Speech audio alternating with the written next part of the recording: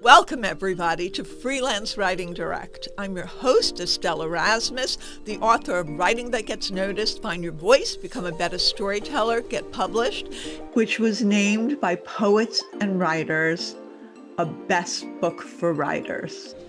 Every week, I speak with novelists, with authors, with writers of every niche to talk about their tips, their tricks, their strategies, and how the sauce is made, including creative advice.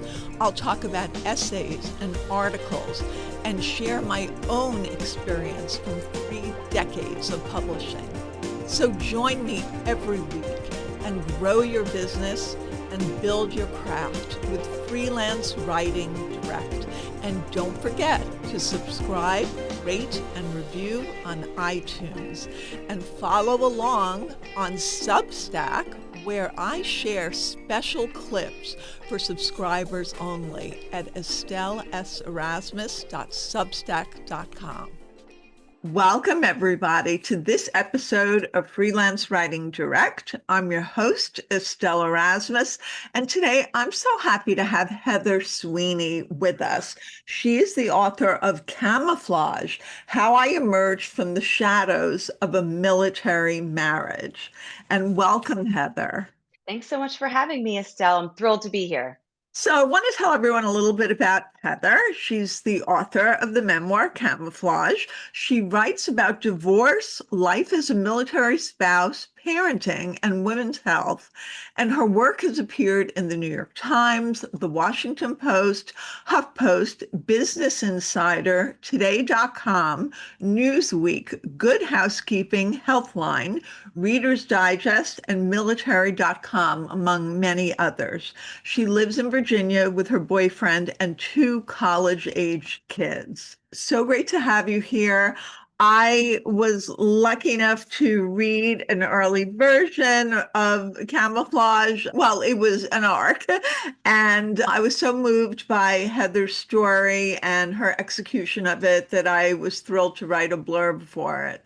So your book just really encapsulates this linear memoir style of your story from a marriage to the dissolution of it and the impact of the military and motherhood, and all to the second part, which is your life as a divorced woman and finding your way and finding yourself. So how did you decide, and why, to make your memoir linear, save for the prologue, which starts kind of in a moment, an important moment in time? So if you can talk a little bit about that. Sure. So I think in my first draft, they call it the vomit draft, I really just wanted to get it down on paper. And once I did, I realized that I knew I needed to keep it linear and chronological because the setting changes multiple times throughout the book. And I was a little bit concerned that it would get confusing if I didn't make it chronological, because then it would be confusing. Well, where in the world is she at this point?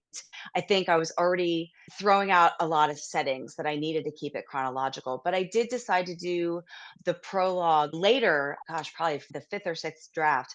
I decided to have a prologue because I wanted to have some sort of inciting incident that would really plant a curiosity seed, and then have the prologue in the middle of the action and then start at the very beginning of the story. And then when you get to that point later in the book, you think, "Oh, aha, that's how she got there." So it was always chronological for me. I like that construct because it just makes so much sense for your story, because there is a real arc, a real progression of the narrative. And I think that starting where you start, and you even time it, you write Virginia 2013. And it just really sets us in this moment where everything is changing in your life, and you do it in scene. And then you go back to chapter 1 and you put Alabama 2000. So we know we're 13 years earlier. And in each section, I think you're grounding, you're not necessarily putting the timing in, right? Or the date in, Right. because once we're into the story, we're into the story. But Right. you do break it up in three different sections, which I thought was really interesting. So you have part one is the beginning of the end, and that's 8 chapters. Part two is the end of the beginning, and you have 9 chapters in that one. And then part three is the beginning of the rest. That's like 6 chapters. Mm. So, how did you decide to label it that way? And do those words have any significance to you? I really think that a large theme throughout the book is starting over after an ending. And same with military life. There's so much moving around. There are a lot of goodbyes. You're saying goodbye to friends. There's a lot of beginnings at new duty stations. There's a lot of ends at duty stations. And I just kept writing those words a lot. The beginning, the end, a new beginning, an end to this. And those words were very meaningful to me because I do feel like the divorce taught me that every ending creates a new beginning.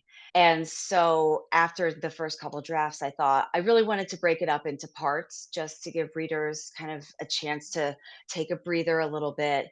And I tried to find the right moments to break those up because when the first part ends, something really pivotal happens right before that section ends. And I had to make a lot of decisions in my personal life, where I am in the story about how I was going to move on with my life and the next duty station that we were going to. And I think the challenge with writing linear memoirs, I'm working on a linear memoir, Mm. is in a way that the reader is kind of going to know where you ended up. Like we know that you were in a marriage, a military marriage, while you were emerging from it. Okay, you're at a different point. How do you keep the reader involved if they know where the ending is going to be? That was a big concern of mine because I thought if I try to market this as a divorce memoir, the divorce doesn't really happen until past halfway. Yeah. And so I kind of have some cliffhangers at the ends of chapters to keep the readers engaged. And mainly, I think what the story was doing is people were like, well, how did she get there? How did she get divorced? Like, how did she end up from this woman who was madly in love with her husband at a very young age and hopeful to a single mom being divorced. And I think even though readers will know that the book does end with me ending my marriage, it's a curiosity. Oh, wait, I'm so curious. How did they get? It's kind of like celebrity divorces. You kind of think, well, what happened? How did that happen? We thought they were so happy.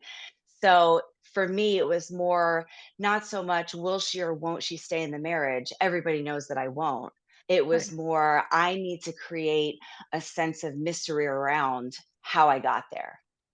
And so you also indicate like little Easter eggs, even in getting married, you're thinking, I'm not going to grow old with this man. I'm not going to stay with him. I highlighted different places, like page 27. When asked how long the ship would be out to sea or when Tristan would return to Pensacola, OPSEC was a no-brainer because I had no idea. Or you said it felt almost too good to be true. You said maybe the universe was trying to warn me that I needed to be prepared to handle big things, important things alone. All this foreshadowing, but not exactly giving it away. Even page 39, if military spouses could compile a list of things not to say to a military spouse, one of those taboo sentences would be, you knew what you were getting into. So, did you decide to sprinkle those Easter eggs in the different sections just to kind of keep that conflict feeling going? I don't think that I consciously did that actually. I think I was also trying to portray the fact that I did have a lot of gut feelings that I was ignoring. So I think it was built into the story more so than a literary device for me, because in real life I do have a strong sense of intuition. I have real gut feelings about things. And back then, when all of this was happening, I did have all those gut feelings. I was seeing those red flags and I was ignoring all of it. So I do think that's more of part of the story. I do think they came out in later drafts as well. After the first draft, and I told my story, and then I went back and revised for the second draft. I thought, well, I do need to put in there that I did have a gut feeling and I wasn't really following it. And I did believe in signs too. That's a big thing in the book as well, that I believe that the universe kind of gives you some warnings sometimes about things, but I really was ignoring them. Interesting. And Yeah. how much of military language did you use in the book? Because that's an interesting tool that you can use. I had to be careful about that because I knew that most of my readers are going to be civilians, people who don't have any affiliation with the military. So I knew I had to use it lightly. So just like OPSEC, what you were saying earlier, they say I OPSEC because if I used it too much, it's almost like using a foreign language in the book. I didn't want my readers to glaze over their eyes and say, "Oh, she's using another term I don't understand again." But I did wanna use enough to show that the military slang is a huge part of the community, even with spouses. We said things like PCS, that stands for permanent change of station. It's just a fancy way of saying we're moving, we're PCSing. And so those terms were a huge part of my vocabulary when I was a military spouse. So I had to include some of it, but I didn't want to overdo it because the readers, I was a little bit worried that they would gloss over it at some point. Sure, that makes a lot of Yeah. sense. Are there things that you just thought, well, I'm going to leave it out? Like, did you leave out scenes? Yes, there was a lot on the cutting room. I did. So yes, my first draft was 115,000 words. And my final, what's in the book, was about 79,000. And so, of course, I had to cut a lot. And I did realize at some point that some things were redundant, some things I didn't need to repeat. Certain things happen. I didn't need to say every single time he went away because he went away so much. And so I did have to cut scenes. I did leave a lot out to protect his privacy and to protect other people's privacy. I didn't want this to be a revenge memoir. That was very important to me. I wanted it to be more about my journey and how I reacted as a military spouse, how I reacted to the divorce. Of course, he had his own experiences as well, but it was very important that the scenes that I left in really, well, yes, they have to move the book forward. You can't just, chop, chop, chop with your scenes. Every scene has to be important to the story. But it really, I wanted the focus to be on me and my journey and my thoughts and emotions. And you definitely do that. And what I like is some books might have gone like in the braided way and given like a ton of historical detail about the military. And, honestly, I probably just would have glazed past that to get to the story. So I appreciate that you didn't do that here because it's really a story and it's a worthwhile story. How do you get to the point where you think, yes, I have a story worth telling, even though it's not like an educated or a glass castle or like you're born in the Ozarks from the depths of poverty? How do you get to that psychological point? Actually, I was writing a novel when I started this memoir, and I had been writing about my divorce. I announced my divorce in an essay in the New York Times. And so I was writing about the divorce. I was writing about military life. My writing career started on a blog. And so I was writing a lot about my personal experiences, but I really didn't think about writing a memoir until I'd written this article for military.com, and it was called The Five Marriage Tips from a Divorced Military Spouse. And it started because I was just randomly writing a post on Facebook, and my editor saw it and she said, "Please write an essay about this. Please write an article for us." So I did, and the response was just wonderful. I got all of these emails and Facebook messages from other military spouses, and some were getting divorced, some were thinking about getting divorced, and some just said nobody talks about this. When you think about the military and military families, people talk about the deployments, they talk about the moves, but nobody talks about divorces.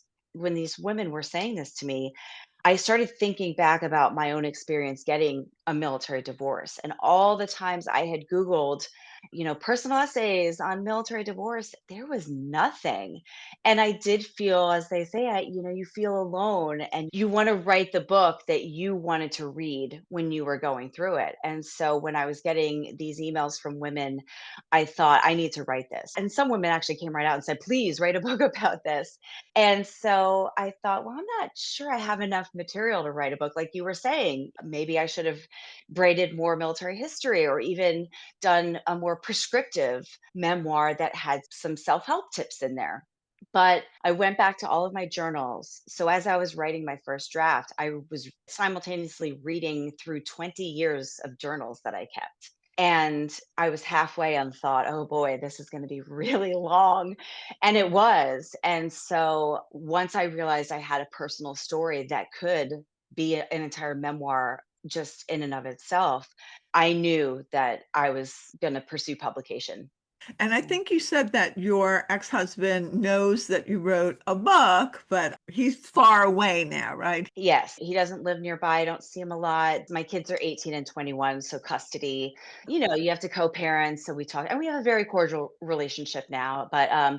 we just don't see each other. But he does know there's a book and he knows I've been writing about the divorce for years and I don't know if he reads everything that I write, but he's never been worried or said please don't do this. And how about your kids? How do they react to it? They have not read it yet, but they knew once they were old enough and mature enough for me to tell them, I'm writing a book.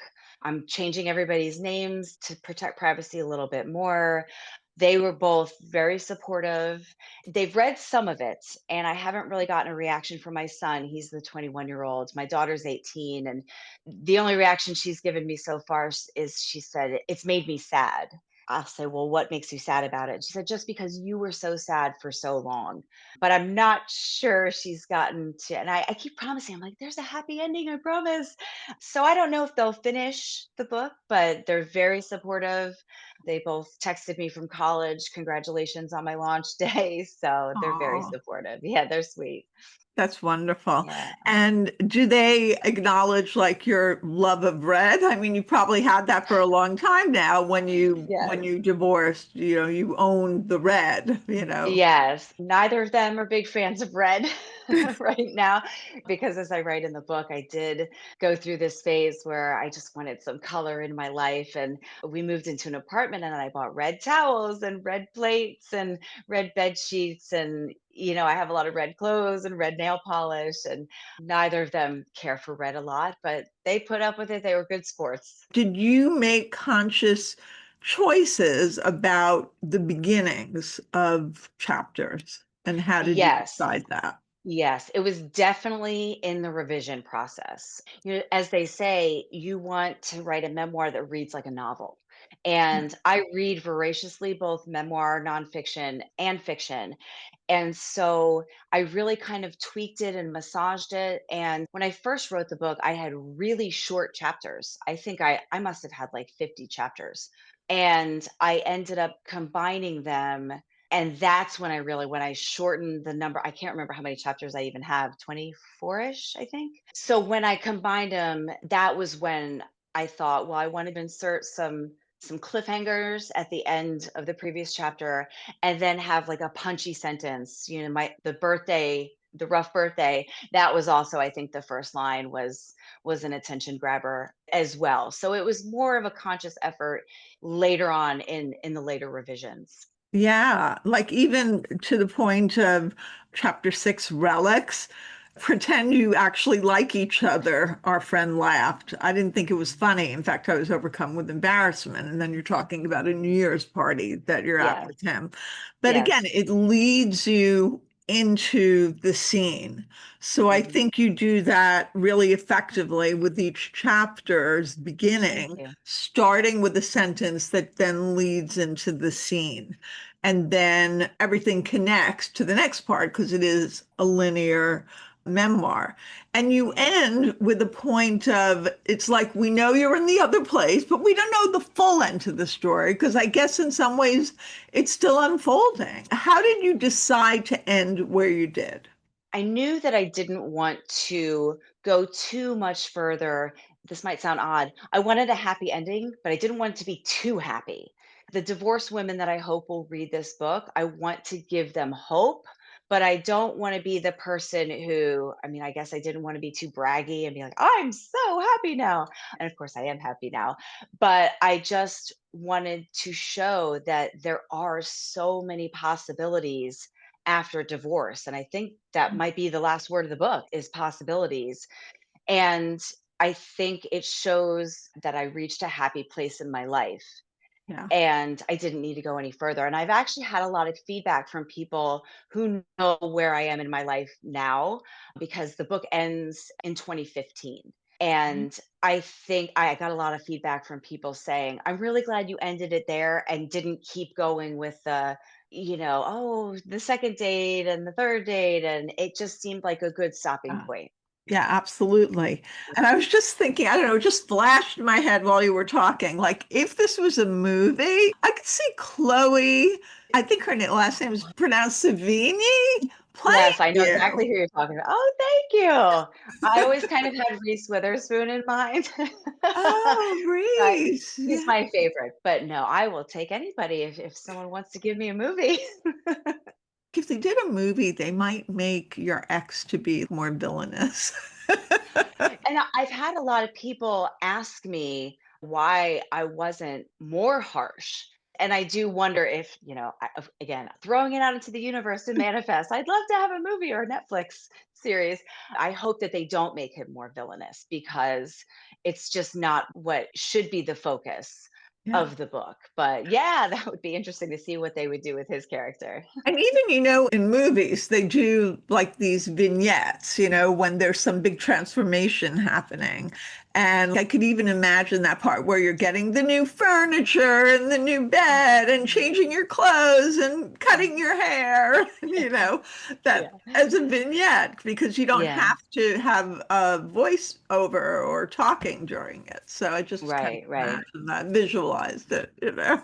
Oh, I would love that. Yes, we'll Well, both manifest it. manifested. Absolutely. I'm a big Yes. believer in that. Yeah, me too. How do you write about these earth-shaking, vulnerable moments? It's very hard to be vulnerable while also protecting your own privacy as well as everybody involved in the story. Because I write about my children, I write about my parents, I write about my brother. And I think it's really up to you as far as how far you go and how ready you are to go there. And so I got divorced in 2012. Well, separated in 2012 and divorced in 2013.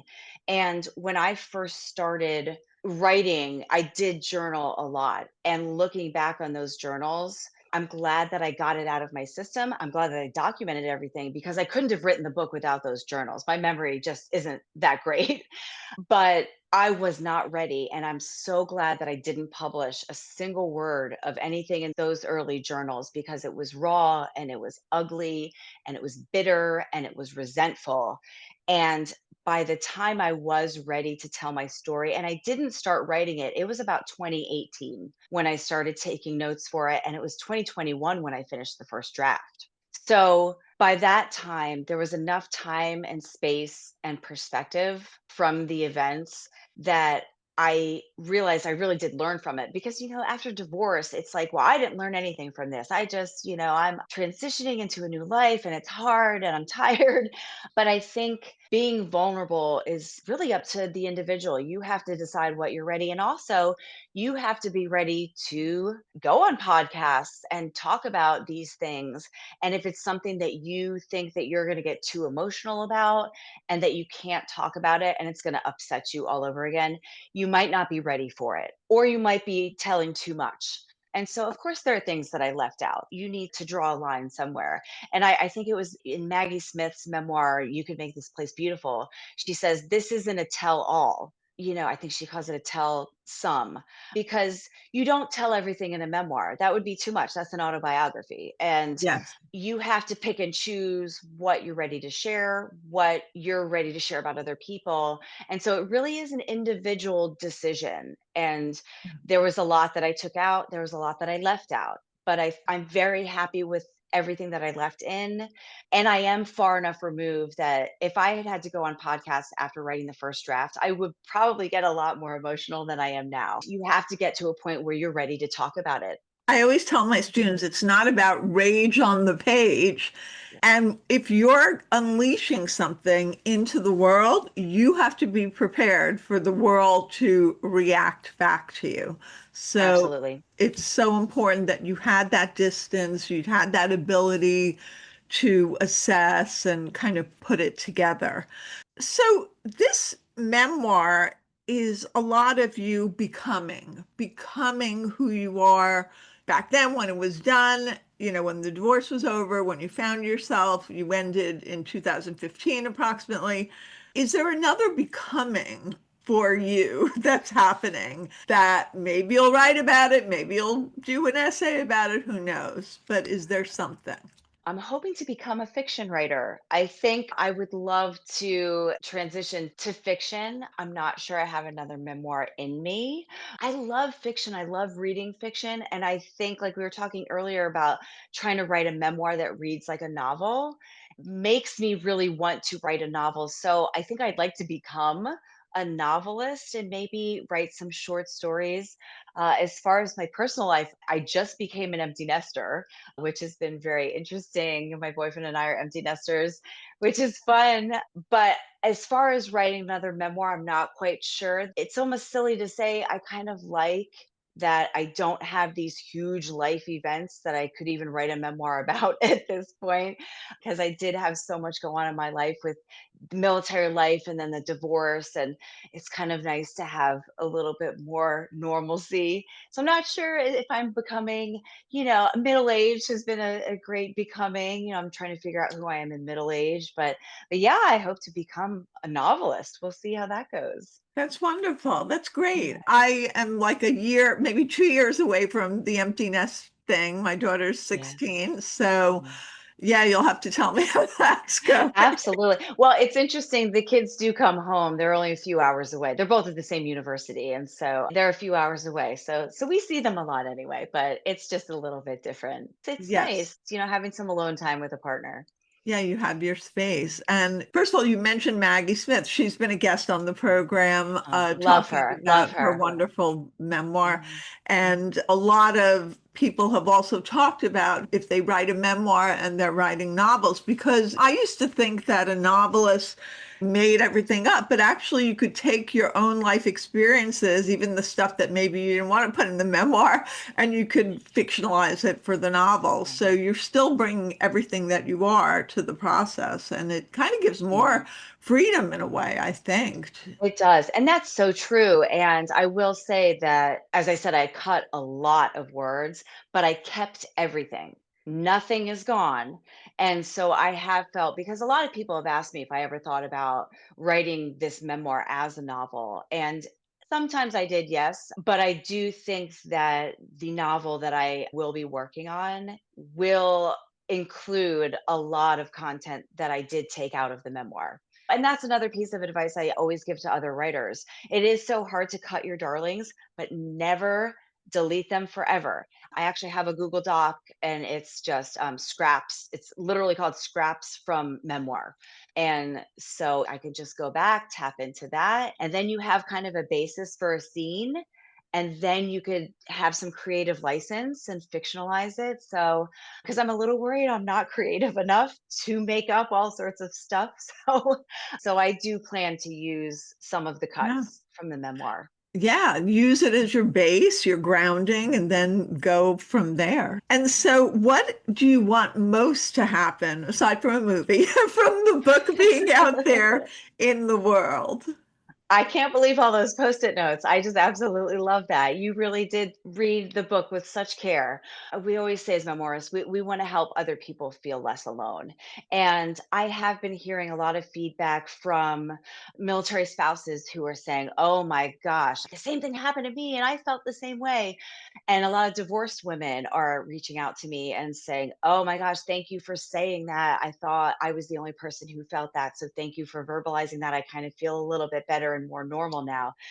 But I've also heard from women, and it's mostly women, who are happily married and don't have any intention of getting divorced, and they have no affiliation with the military. And they're saying, I really actually related to the loss of identity part of your book in that I've got some kids, and as they're getting older, I'm realizing that my identity is I'm my husband's wife or I'm my kid's parent, my kid's mother. And I've kind of lost track in all of the getting the kids to school and getting my husband off to work that I've lost my own passions. And I'm kind of looking for my passions and pursuing that. So I think I have several different audiences that are reading the book. And I just love hearing the feedback that it's touching so many people. And women are feeling like you really verbalized what I was thinking. And I just love that because this book really was the book that I wish I'd had during my divorce. And it helps build that sense of community with people. And Yeah. loneliness is a big theme in your book. I mean, you felt very Yeah. lonely in the marriage. I mean, if somebody's being deployed all the time, and Yeah. on top of that, being a new bride and then having kids and still being alone and doing everything. I mean, that's a huge, huge theme. I would say the women in Japan, we were at a very small Navy base in Japan, and those women, oh, they were my village. I mean, I'm still friends with so many of them. And I think the last duty station we were at in Virginia Beach, Virginia Beach. part of it was that I wasn't making an effort, I think, because of the marriage troubles. So I can't blame that all on them. I really wasn't making a whole lot of efforts myself. But yeah, it always depended on like the command and the area. But yes, the women in Japan. And I did have very close friends in Pensacola as well. And the hard part was they would move away. So you'd make these great friends. And then, just like we moved every couple of years, they were moving too. And it was great to see. I did have some friends who I knew in Japan and they came to Virginia Beach maybe a year later or whatever. But yeah, it's just this constant rotating of friendships too. That was Yeah. another part I had to cope with that I wasn't expecting. You learn how to be resilient. I mean, certainly one of the messages that comes out of this book is how your experiences and everything that you dealt with forced you to find your own sources of strength within. And I think Yes. that's very inspiring for so many women, no matter what Thank you. stage of life they're in. Thank you so much, Heather. Oh, don't Camouflage, mind How you. I Emerged from the Shadows of a Military Marriage. This was a wonderful chat. Thanks so much. Follow me at EstelleSErasmus.com on my website and on social media, which is Instagram, TikTok, and Twitter at Estelle S. Erasmus. And we're now on YouTube for Freelance Writing Direct. Follow along, and soon everyone will be reading what you're writing.